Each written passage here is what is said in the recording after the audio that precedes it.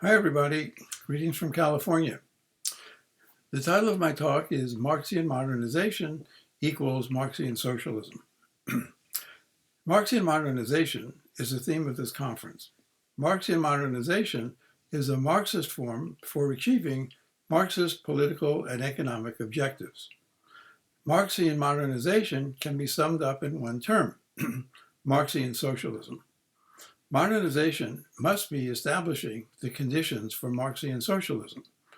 We must be faithful to Marx's specific formulation of socialism if we are to achieve Marxian modernization. This is the message of Yang Yibin's outstanding book, Back to Marx.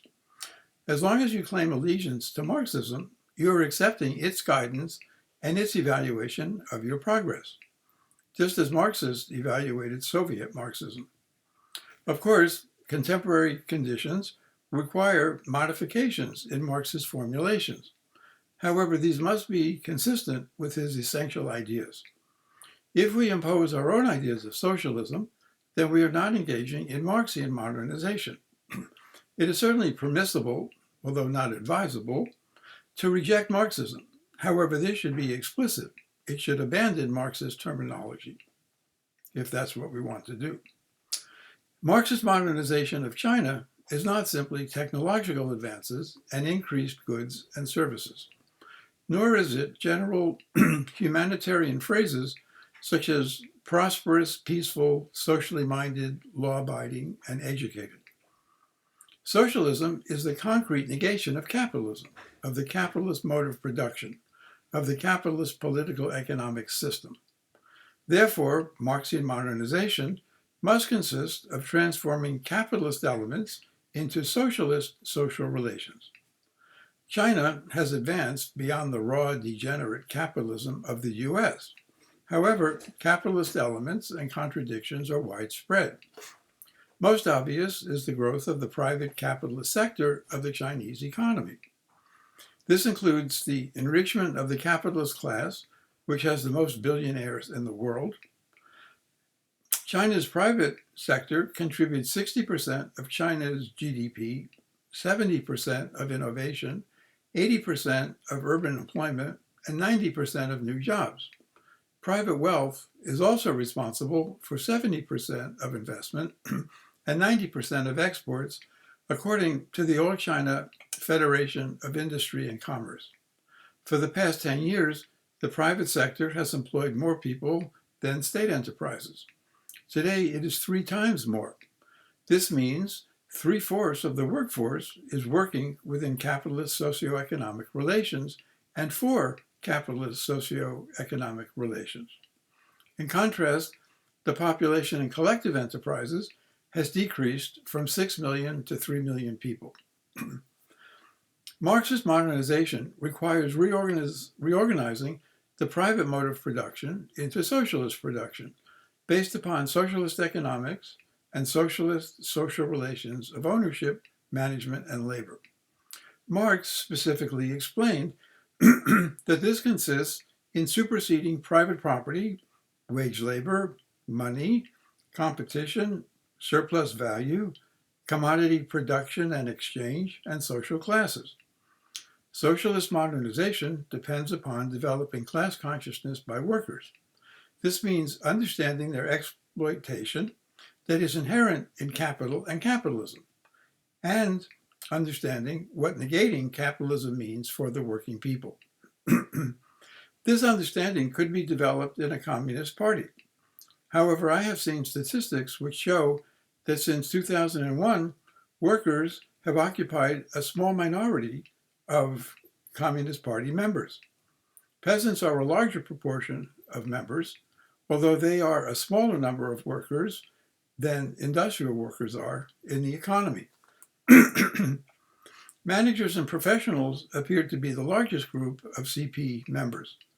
I would like to know how accurate this information is, if any of you can inform me. I wonder what the number of Capitalist Party members is. I wonder whether they are included in the category of managers.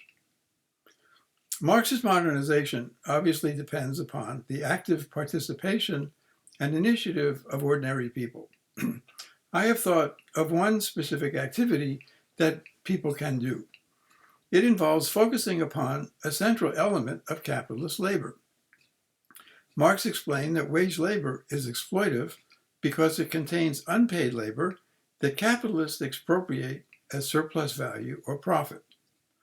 Because the Chinese economy is primarily private, the vast majority of people, Chinese people, work in and work for wage labor, with all of its capitalist features and consequences. I propose that identifying and transforming unpaid surplus value will be a strategy for Marxian modernization of China.